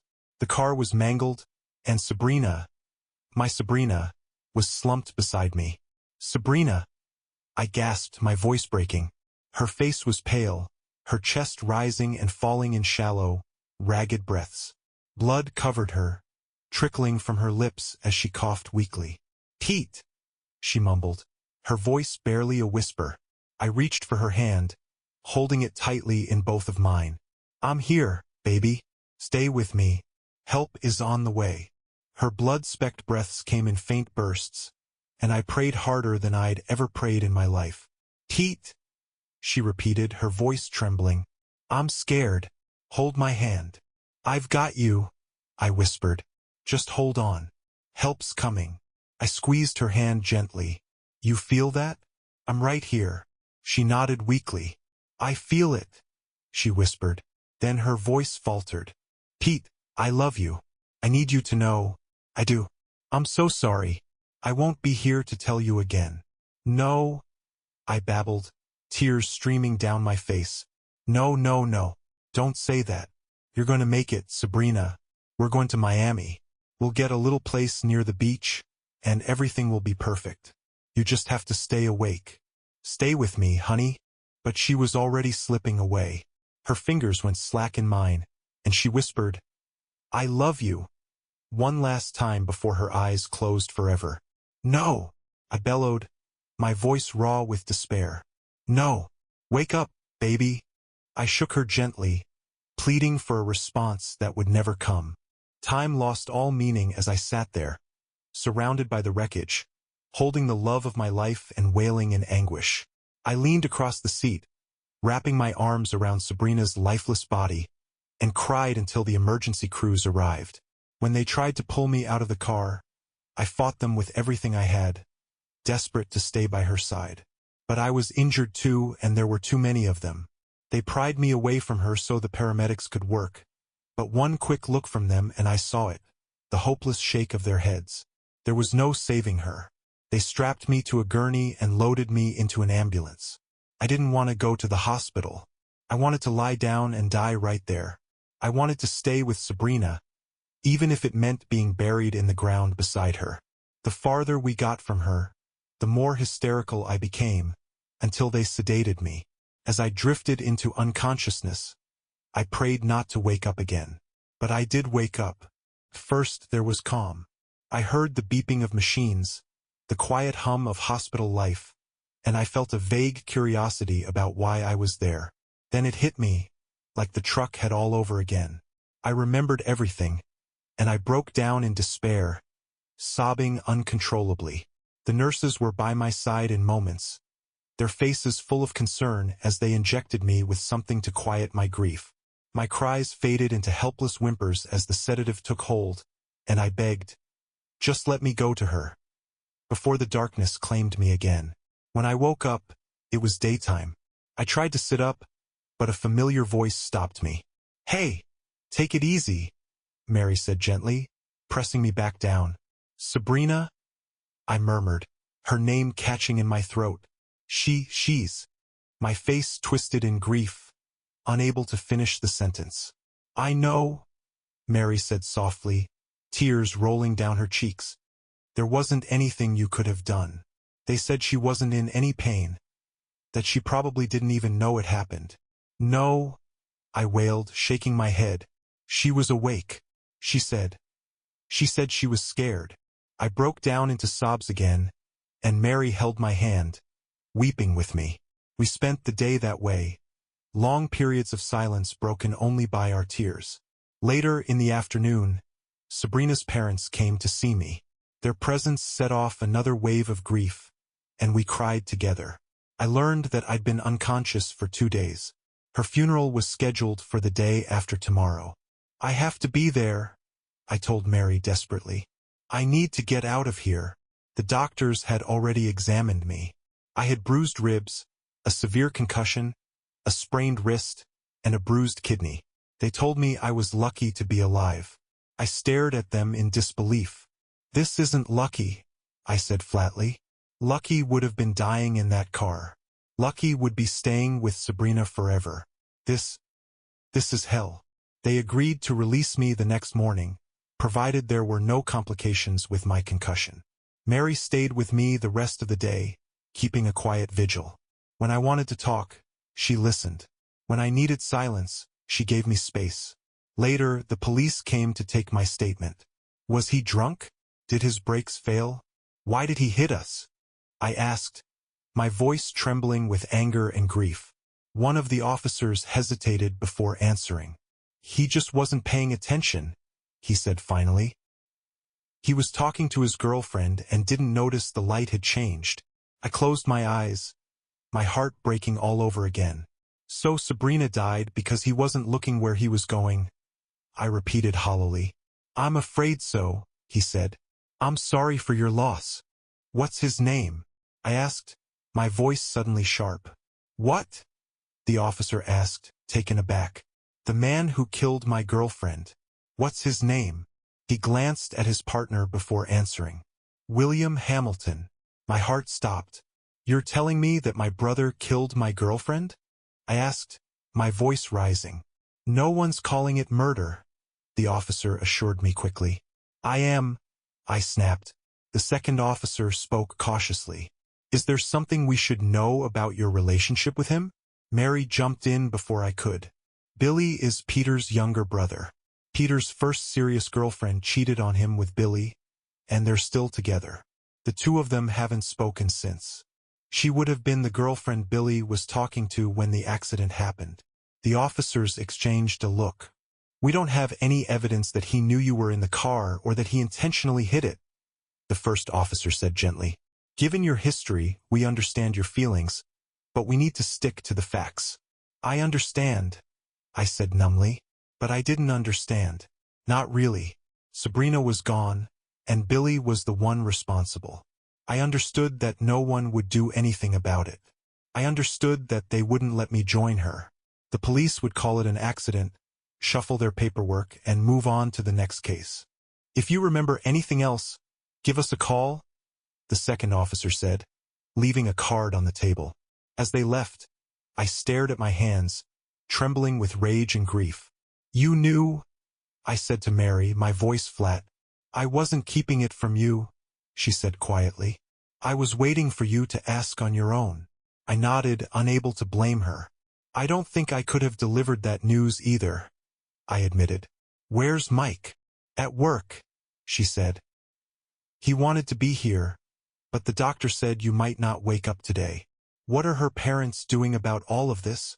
I asked, my voice heavy with exhaustion. "I don't know," Mary admitted when I asked about Sabrina's parents. "They came to see you when they picked Linda and Billy up. They didn't say much, just wanted to see you." I nodded, understanding.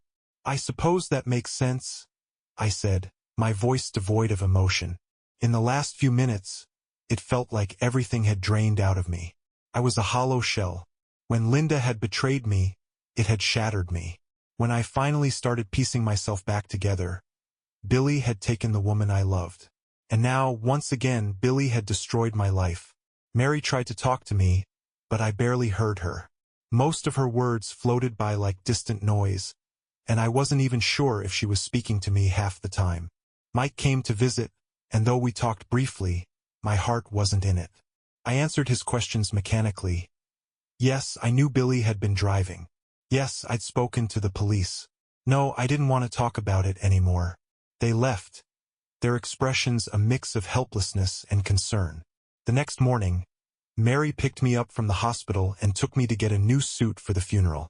The fitting was excruciating, not just because of my injuries, but because of the emotional weight of what it meant. Every minute felt endless, but eventually, I had a suit that fit well enough. Mary suggested getting something to eat afterward. I shrugged, indifferent, but agreed. We sat in a booth at a quiet restaurant.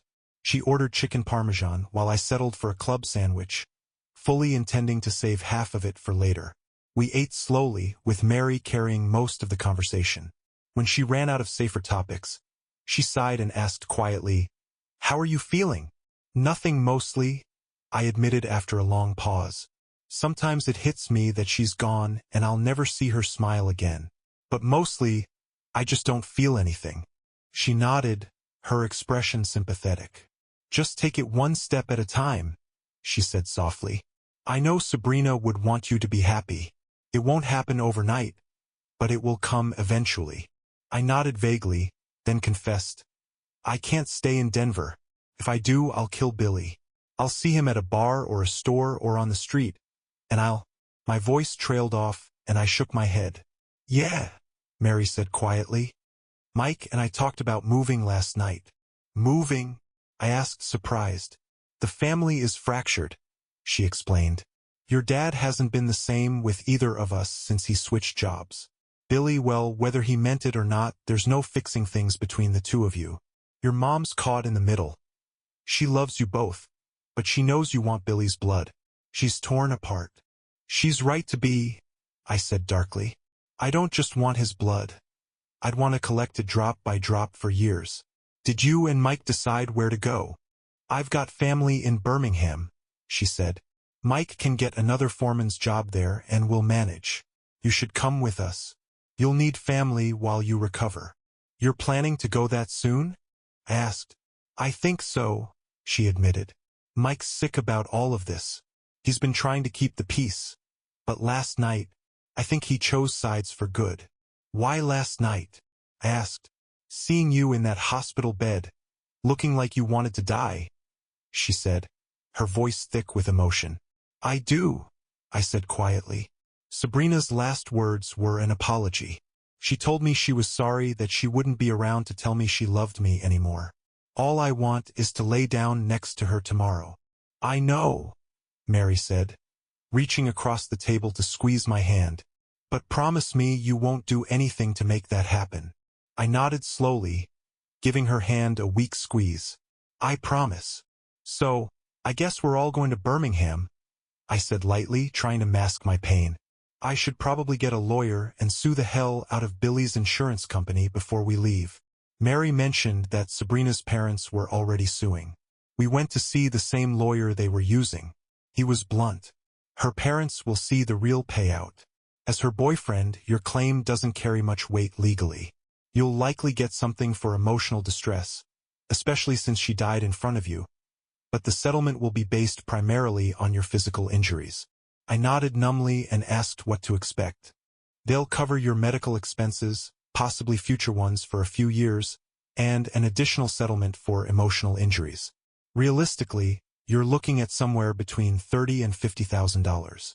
It was yet another indignity, realizing that my love for Sabrina didn't count for anything in the eyes of the law. The days leading up to the funeral were brutal. When the day came, I broke down completely. They couldn't have an open casket, so I didn't even get to hold her hand one last time. Sabrina's friends, who knew about us, came to hug me and cry with me. A few days later, Mom came to see me. She sat awkwardly, struggling to find the right words. "Billy feels awful about it," she said finally. I didn't even look at her, pretending I hadn't heard. She left, conflicted and unsure of what to do, while I sat staring at the fragments of my shattered life. I gave my notice at work, and Mike had already informed his employer that he was leaving. With just a few calls, he secured a new job waiting for him in Birmingham. I received glowing letters of recommendation, one from Tony and another from my boss at the construction company, which bolstered my resume as I began searching for jobs in Birmingham. To my surprise, I found a position in the IT department of an insurance company before we even moved. Packing up the house was both cathartic and bittersweet. We made critical decisions about which furniture to take and what to replace once we arrived. Ultimately, most of it was sold, and the rest donated to Goodwill. Mom came by a few times to talk, but there wasn't much left to say. "This is goodbye," I told her gently. "I'm not ever coming back here. All Denver holds for me is bad memories. If I ever pass through, it'll only be on my way to somewhere else. I'll stop by Sabrina's grave, visit her parents, and then keep going." She looked heartbroken but stayed silent, so I continued. "I'll always think of her death as murder. If I stay here, I'll avenge her. This is twice now that Billy has stolen the woman I loved. If I see him again, I'll kill him. I don't care if it's murder. He deserves it, and I won't hesitate." She nodded, tears in her eyes, and didn't push further. Before leaving, she asked if she could hug me. I let her, but the embrace brought none of the comfort that a mother's hug should. Mike shrugged as Mom turned to him, clearly unsure of what to say. "Sorry," he said softly. "I tried not to take sides in all of this, but Dad should have let Pete beat the crap out of Billy when this started. Maybe then, he'd have gotten his head out of his ass before killing someone." Mom looked shocked. "You can't think he did it on purpose." "No," Mike admitted carefully. "But I think Billy's been allowed to get away with not paying attention for so long that he doesn't believe he should have to. I hope Sabrina's parents sue him for wrongful death. He needs to face the consequences of his actions." Mom left soon after that, and we turned our attention back to the move. Most of the furniture had already been sold to friends, coworkers, or Craigslist buyers. Our beds were the last items, promised to others for the day we left. We cleaned the apartment thoroughly, packed everything except our clothes for the next day, and settled in for one last night in Denver. We planned to take Mike's truck and Mary's car for the move, with me switching between vehicles to keep both drivers company. We used a pair of walkie-talkies to stay in touch without relying on phones. On the first day, we made it as far as Topeka before stopping for the night. After grabbing a quick meal, we collapsed into bed at a modest hotel. The next morning, we hit the road early, aiming for Memphis. The drive was grueling. Summer tourists and roadwork slowed us down, but we made it by evening. Too exhausted to push on, we ate at the hotel restaurant and went to bed early. While we could have reached Birmingham that night, we didn't have furniture waiting for us, and none of us wanted to spend hours assembling beds before sleeping. By mid-morning the following day, we arrived at our new apartment. Mike and I immediately took the truck to buy beds while Mary unpacked the car. We didn't splurge on anything fancy, but we got a queen-sized bed for them and a full-sized bed for me. It was the largest bed I'd ever had outside of hotel stays, and it felt immense. Back at the apartment, we assembled the furniture.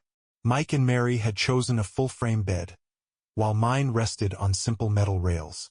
As I worked, they ran errands for more furniture and household essentials. By the end of the day, we had beds, groceries, and some basic electronics for the living room and bedrooms. I picked up a modest TV and a PlayStation for streaming movies and Netflix. Life quickly settled into a routine. All three of us were working and our bills were minimal. Mary worked as a dental hygienist, Mike thrived in his new foreman position, and I settled into my IT job. We were making good money and saving most of it. But life has a way of knocking me down whenever I start to rebuild. Trouble began at work when I started receiving anonymous calls. At first, the caller would stay silent for a few awkward minutes before hanging up. This happened several times a week for over a month. Eventually, I asked for the line to be checked, but nothing unusual came up. The calls persisted, and I tried to ignore them. At home, we faced a different kind of surprise. Mary started feeling sick, morning sick. A test confirmed it. We were about to welcome a fourth member to our little family. We celebrated Mike and Mary's decision to get married. They wanted a small, quick affair rather than waiting to plan a big event, especially since Mary didn't want to start showing before the ceremony. I became Mike's best man, and Mary's cousin Constance served as her maid of honor. The guest list included a few friends we'd made in Birmingham and members of Mary's family. After the wedding, Mike sent a picture to Mom and Dad to share the news and explained why they had chosen to move quickly. Along with the picture, he gave them our address, which opened the floodgates of mail from Denver. Mom sent long letters to each of us, describing life back home and expressing her hopes for our happiness in Birmingham.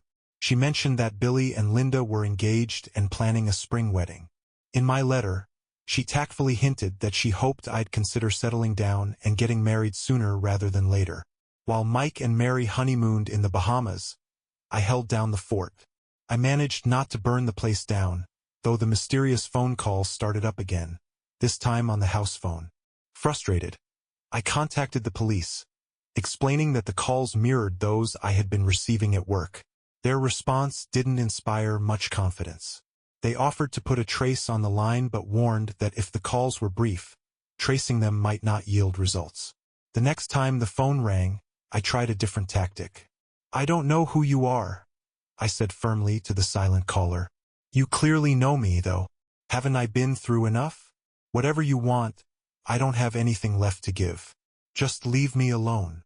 They hung up without a word, but I suspected this wasn't over. When Mike and Mary returned, glowing from their honeymoon, I reluctantly told them about the calls. They were immediately concerned. "Could it be someone from work?" Mike asked. "I don't think so," I replied. "I can't imagine anyone there having both my work and home numbers. HR has my contact details, but I doubt they'd use them for something like this." We tried to put the issue out of our minds since there wasn't much we could do about it.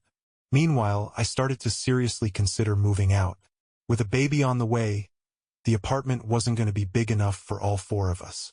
Quietly, I began making plans, knowing that my room would be better suited as a nursery. Over dinner one evening, I brought it up. "I've started looking for a place of my own," I said casually. "With the baby coming, you're going to need my room." Mary looked alarmed. "We're not kicking you out." "No, you're not," I assured her. "I'm leaving because it's the right thing to do.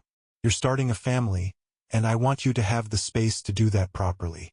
I'll always be Uncle Pete, but the baby's going to need her own room." Both Mike and Mary looked relieved, which told me they'd been agonizing over how to handle the lack of space. "I'll aim to move out by the end of the month," I promised. "I don't need much, just a bedroom, a bathroom, and a kitchen." They thanked me sincerely, and I felt good about my decision. It was time for me to stand on my own anyway. The mysterious calls at work had mostly stopped, but just before Mary's due date, they started again. This time, I didn't know how to deal with them. The police had been no help. Reasoning with the caller hadn't worked, and now the timing couldn't have been worse. To add to my stress, my job was becoming uncertain. The company was under pressure to cut costs, and our department was on the chopping block. When the suggestion was made to reduce full-time IT roles to part-time positions to save on benefits, I decided it was time to move on. I spoke to my boss. If this is the direction the company is going, I'd like to ask for a recommendation now so I can start looking elsewhere, I said firmly. Times are tough, he said with an apologetic shrug. Sometimes, we have to make cuts to get through. Maybe so, I replied. But I have a master's degree in computer science. If I'm going to be treated like a part-timer, I might as well go work at McDonald's. I worked hard for this degree, and I deserve better. By the end of the day, I had a glowing recommendation letter. I immediately began sending out my resume. I focused my search on Birmingham but also applied to positions in Los Angeles and across the country. I considered everything: teaching jobs, IT roles, web development companies, and even positions with local municipalities and government agencies. The pressure was mounting, but I stayed determined. There was no other way forward. Bye.